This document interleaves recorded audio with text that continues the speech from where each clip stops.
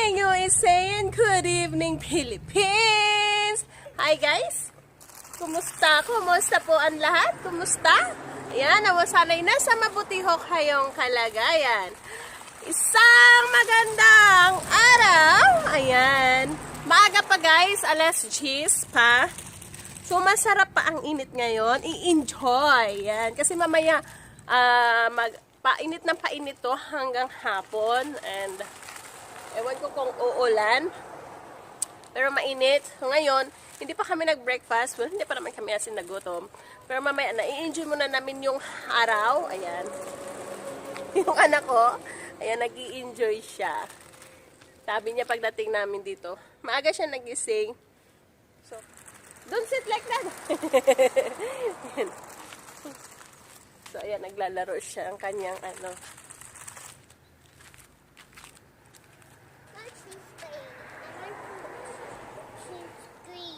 Change green? So, we need to buy green pa? Ngita siya sa green. Marunong na siya paano niya gamitin. Kahapon nagpa-practice kami. Marunong naman na siya kahapon. Kaso lang, yung pag ano niya, yung, ano ngayon, marami na siyang alam. Paano gamitin yung left and right. So ngayon, yan, alam na niya. What's wrong? Kapoy!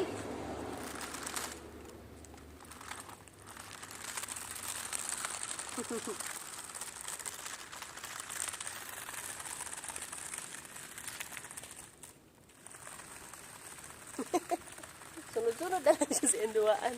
So, medyo nagsasawa na siya.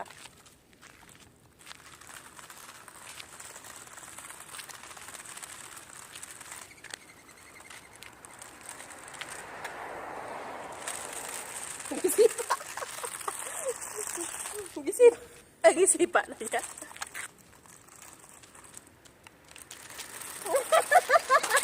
Oh, yung sipagin na ako! Don't kick it! Ay, guys! Mawadaan ka ang dawaan, anak, day! Sige na. Ayun ang sipaan!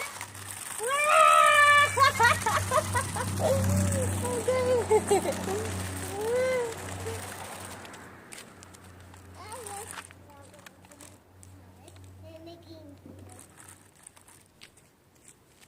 Akong anak, ako na nagpadagan. Okay? So, masarap ang araw. Ayan, masarap ang araw ngayon. Hindi pa nangangagat. Kaya kami ng aking anak naglalaro. Kaso lang, pahap ang akong mata, guys. Kahit masarap ang araw, kahit ano, masakit naman sa mata. Masakit sa mata. Kulang sa tulog. I need more sleep. Natulog ako last night is 1 o'clock na ako natulog. So, naggising naman ako is maaga ako naggising. I think naggising ako alas 7. So, kaya ang aking mata ay tingnan naman. So, guys, ewan ko ba ang aking eye bag, kung pwede lang talaga pamigay ang eye bag, libre talaga. Guys, gano'n kung panghatag na ako na akong eye bag, guys. Parang ano ba, yung mata ko as in laging tambok dere. Oy, kuhaan na diha Move it. Wala pa masyadong hangin, pero mamaya magkakahangin na rin to mamaya. So sana kahit mainit, malakas ang hangin, pwede na. So masarap na rin. Kahapon, maganda ang weather kahapon. As in masabi mo yung weather kahapon is perfect. Yes, perfect. Kasi malamig siya, may araw na malamig at hindi umulan. And ang lahat ng tao ay naggagala, kaya nagsisiyahan. Today is holiday, Independence Day, guys. So today is Independence Day, yes. Holiday. So yes, every day I'm wearing dress because it's summer. Kaya naman, kaya yung anak ko, ang daming mga damit na hindi nasusuot. Yung mga damit niya na hindi na nasusuot, yung mga swimsuit niya. Kasi, minsan nagbibigay ng... Mama! What is it? That's B? Don't worry. Kasi minsan nagbibigay ng gift, ng swimsuit. December. Or birthday niya, October. Nagbibigay ng swimsuit. Tapos, hindi naman masusuot yan, diba? So, kaya ang nangyayari, pag nagbibigay ng swimsuit sa kanya no, pag birthday niya, and December, syempre, sa winter, so hindi masusuot din spring pa, and then ang summer is June, yung ganun. So June, so ang dami niyang swimsuit hindi niya nasusuot, guys. Ibibigay, isama din namin yun sa pagbigay namin. Kaya rason kung bakit ang tagal namin hindi na send ang aming ipapackage sa Pilipinas. Agoy guys, kinuo ko na lisod man diri mangita og kanang LBC ba nagsige kog search sa Google sa Google ba asa maghulog og kanang LBC or saan ba na maghulog. So meron man kami na kuan, wala may choice. Mahal man dito sa mahulugan pero gahuwat pa mi kung kay ang ilaha bitong karton, isang karton, maliit lang na karton is worth $60. So ang kami daghan man amo ang sanina nga wala nagisulot ba kay syempre mag-uupat ako katuig diri guys. So ang dami kong mga small size siya. Kasi ngayon ako guys, large na ako. So ayun, mamimigay ko yun. Kasi hindi ko alam kung papayat pa ako Nagda-diet ako, super duper diet ako guys. Pero alam nyo guys, ako hindi na ako asin masyado kumakain. Usually my breakfast is coffee lang at saka egg. Yun lang. Minsan magla-lunch kami. Lunch kami is hapon na 5 p.m. Yun yung lunch namin. Yun yung dinner namin. Minsan hindi pa ako makakain. So super duper diet ako. Dapat pumayat na ako.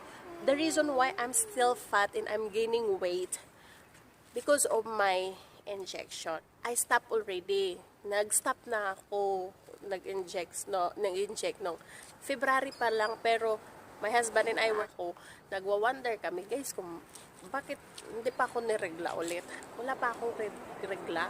So meaning yung medicine na nasa sa aking katawan pa rin na hindi pa rin siya nawala. So we're going to make an appointment for me kung ano bang nangyari. Kasi pataba naman ako ng pataba. Super diet na ako. Kaya kagabi nga.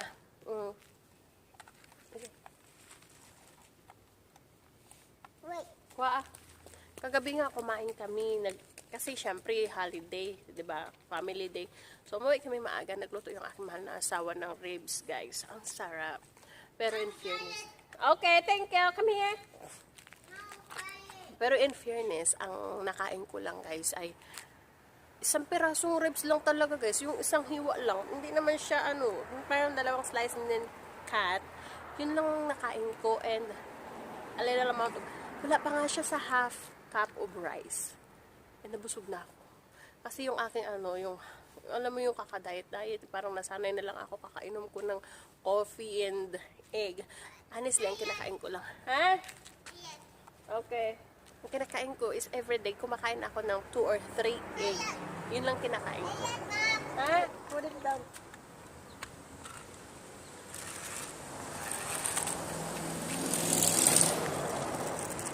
Oh, your turn na, your turn. So, ayun nga. Ayun, nagwa-wonder talaga kami guys kung bakit ako pag-gain talaga. Pataba ako ng pataba samantalang diet naman ako ng diet. Alam niyo yun? So, maganda na rin itong mga suot kong mga dress. Kasi hindi nagmumukha akong honestly na pagkamala na nga akong buntis. But kahit yung sa anak ng asawa ko nagtatanong, buntis ba daw ako? Sabi ng asawa ko, oh my God. Ayaw kasi ng asawa ko, pero nung nalaman ko, sabi ko, oh my God. Kasi guys, ako gusto ko pa magka-baby. Of course, daltiyo lang naman ang baby ko, guys. And then, gusto ko at least magkaroon ako ng, honestly, gusto ko tatlo na lang. At least kahit pa paano magkaroon kami ng 3 baby, so madagdagan pa ng 2. Gusto ko 2 pa. Ayaw ng asawa ko, guys. And, kaya nga, pag sinasabi, may nagtatanong sa asawa ko, ba't gusto yung asawa mo? Sabi ng asawa ko, hindi. Pero ako pag narinig ko sana, ay, wish. My God, kasi gusto ko pa magka-baby, guys. Promise. Gusto ko ng boy and girl. Yes. Kasi we have Daltea na, sabi nila, matutok kang makontento. What happened? Let's go. Come on. So, I know someday bibigyan pa kami ng anak ng aking mahal na asawa. Yes. Siyempre bata pa ako, no? Sayang naman yung mattress ko. Hello. Come here, this way. Go get it. Gusto ko talaga, yes. Sayang yung mattress ko, isa pa. Gusto ko talaga pa magka-baby. Yun talaga. Siyempre, yung asawa ko, sabi ko sa asawa ko, pag binigyan tayo ng baby ni God, blessing yan. Ang asawa ko nagpipray na wag naman sana na. Kasi guys, maintindihan ko siya. Dito kasi sa USA. Siyempre may dalawa na siyang anak. And ako, this is my first baby. Pinakarap talaga ako, at least dalawa pa. Diba? So, yung pangarap ko nga is 6. So, ayaw ng asawa ko ng 6. At least may 3. Kahit ayaw nga ng asawa ko ng 3. Daltea enough na daw. So, gusto ko, kahit ako ng 1 lang. Ang daldal ko guys, yun lang ang aming video for today. Maraming salamat po sa walang sawang pag-suporta ng aming channel. I love you all. Bye-bye. Mag-ingat po kayo. Mag-ingat po kayo palagi. Mag-ingat po tayo palagi. I love you. Bye-bye. Bye-bye.